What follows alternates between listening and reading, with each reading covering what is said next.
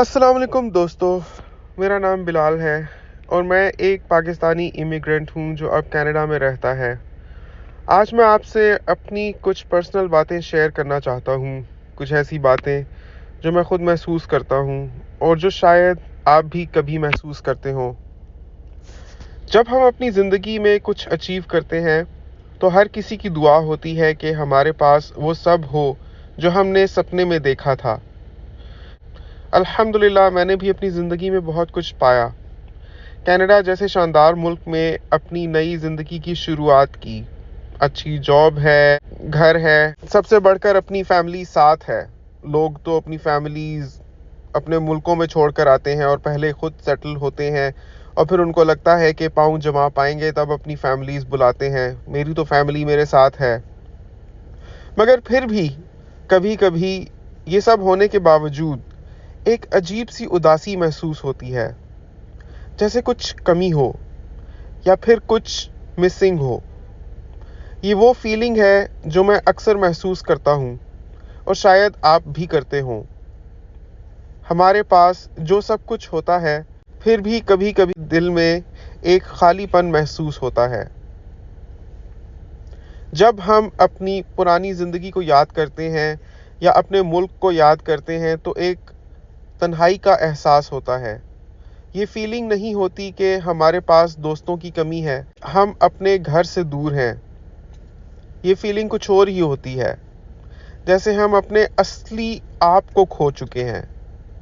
जैसे हम वक्त में इतने मसरूफ़ हो गए हैं कि 2 घड़ी रुक कर सोचने तक की फुर्सत नहीं है कि क्या हम जहाँ हैं वो सही मुकाम है या यहाँ से आगे हम कहाँ जाना चाहते हैं। क्या मंजिल वो है जो हमने पा ली या मंजिल वो थी जो हम पीछे छोड़ आए हैं। ये वो वक्त होता है जब हम खुद से पूछते हैं, क्या यही सब कुछ मेरी ज़िंदगी का हकीकी मकसद है।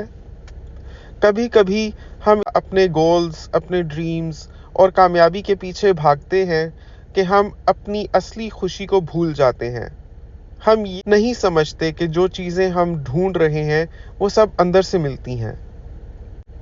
दोस्तों, ज़िंदगी में असली खुशी और सुकून वो नहीं होता जो हम बाहर से ढूंढते हैं, वो हमारे अंदर होता है।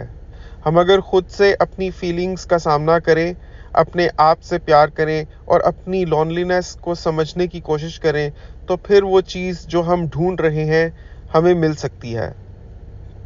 तो मैं आप सबसे ये कहना चाहता हूँ कि अगर कभी आपको लगे कि सब कुछ होने के बावजूद आप अकेले हैं तो ये एक कुदरती अमल है। आप अकेले नहीं हैं। हम सब किसी न किसी लम्हे में इस एहसास से गुज़रते हैं, लेकिन ये ज़रूरी है कि हम अपने एहसासात को समझें और अपने अंदर के सुकून को ढूंढने की कोशिश करें। तो अगर आप कभी अपनी ज़िंदगी में इस तन्हाई का सामना कर रहे हों तो याद रखें कि आप अकेले नहीं हैं। ज़िंदगी का असल मकसद ये नहीं कि हम दुनिया की चीज़ों के पीछे भागें, बल्कि अपने अंदर की असली खुशी को तलाश करना, उसको ढूंढ पाना ही असल कामयाबी है।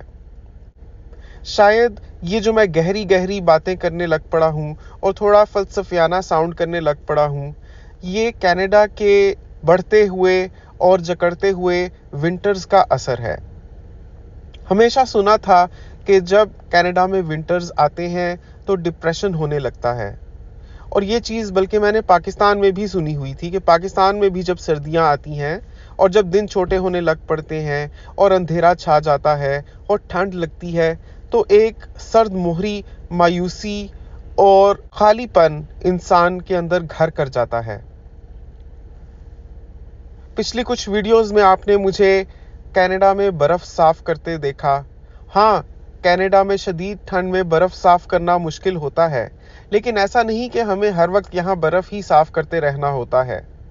वो तो बर्फ़ साफ़ करते हुए मैंने चंद वीडियोस बना ली, आपको दिखा दिया, तो कुछ लोग इस असर में आ गए कि शायद सर्दियों में लोग बर्फ़ ही साफ़ करते रहते हैं।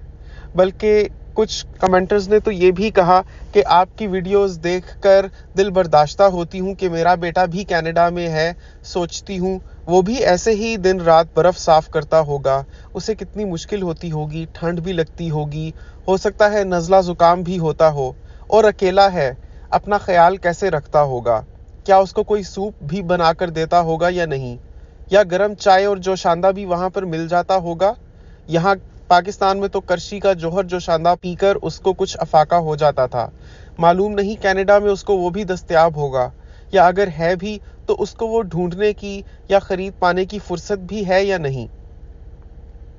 تو ناظرین، میں یہ کہنا چاہوں گا کہ کینیڈا پاکستان سے جو بندہ اٹھ کر آ جاتا ہے تو عام طور پر لوگ بہت ریئلسٹک ہو کر آتے ہیں اور اپنے شاہانہ انداز زندگی اور نخرے سب پیچھے چھوڑ کر کسی بھی قسم کا کام کرنے کے لیے اور کسی بھی قسم کے حالات میں رہنے کے لیے ذہنی طور پر آمادہ ہو کر آتے ہیں۔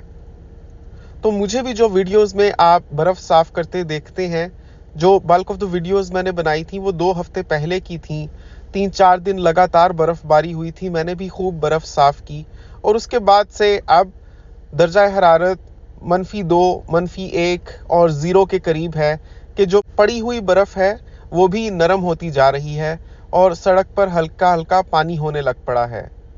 جلد ہی انشاءاللہ سمرز آ جائیں گے، اور اگر میرے سمرز کے ولاگز آپ اٹھا کر دیکھیں تو آپ کو ایک تر و تازگی، زندگی، روشن خیالی اور خوشی کا احساس ہوگا۔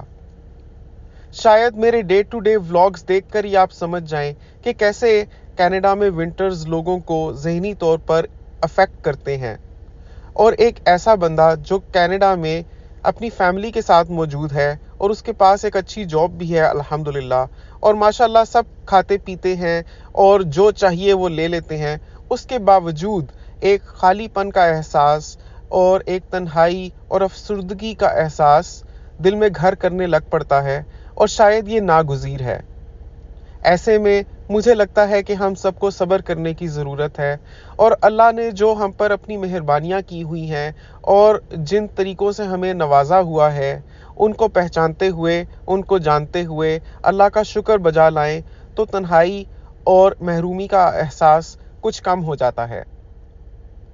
مشکلات دنیا میں کہاں نہیں ہوتی، ہر جگہ، ہر وقت، ہر موسم میں اور ہر موقع میں کوئی نہ کوئی دشواریاں ہوتی ہیں، لیکن ضروری یہ ہے کہ انسان یہ سمجھے کہ کیا دشواریاں زیادہ ہیں یا اس کو ملی ہوئی سہولیات زیادہ ہیں۔ ہم یہ سمجھتے ہیں کہ وہ ایک چیز جو ہمیں وقتی طور پر بودر کر رہی ہے وہی سب کچھ ہے اور ہم اس سے کبھی چھٹکارا نہیں پائیں گے، لیکن اگر ہم اپنی گزشتہ زندگی پر نظر دوڑا کر دیکھیں تو ایسے مقامات زندگی میں کئی بار آئے اور اللہ نے مکھن سے بال کی طرح سے اس میں سے نکالا، یہاں تک کہ اگر ہم اب اس پر نظر دوڑائیں تو ہنسی آ جاتی ہے کہ کیسی کیسی چیزوں کی وجہ سے ہم پریشان ہوتے تھے۔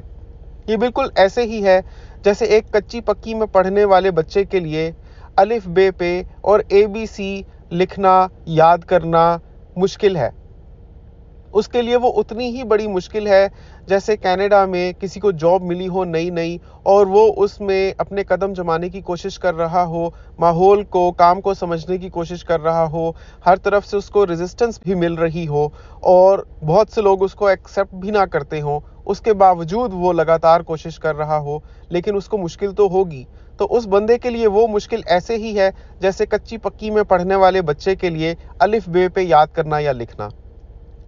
لیکن اگر ہم اپنی پچھلی زندگی پر نظر دوڑائیں تو محسوس ہوتا ہے کہ اللہ نے ہر مشکل وقت سے بہرحال باہر نکالا ہی ہے، اور کوئی بھی مشکل ہمیشہ کے لیے نہیں ہوتی۔ ضروری یہ ہے کہ انسان اپنی ترجیحات کو سمجھے اور یہ دیکھے کہ وہ کہاں جانا چاہتا ہے، اور سب سے بڑھ کر یہ کہ اپنی کامیابی حاصل کرنے کی دوڑ میں اس کے ہاتھ سے اس کی اصل ویلیوز اور اخلاقیات تو چھوٹتی نہیں جا رہی۔ مجھے تو یہ لگتا ہے کہ میں جو نماز بھی پڑھ پاتا ہوں باجماعت کم از کم فرائیڈے کی کینیڈا میں، یہ ایک ایسی چیز ہے جو کینیڈا جیسے ملک میں لگژری ہے، جو سب کو میسر نہیں ہے۔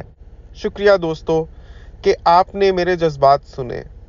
اگر آپ کو یہ ویڈیو پسند آئی تو پلیز لائک اور سبسکرائب ضرور کریں اور اپنے دوستوں کے ساتھ یہ پیغام شیئر بھی کریں۔ اللہ ہم سب کو اپنی رحمتوں سے نوازے۔ آپ سے ملاقات ہوگی انشاءاللہ اگلی ویڈیو میں۔ اپنا بہت خیال رکھیے گا۔ اگلی دفعہ تک کے لیے اللہ حافظ۔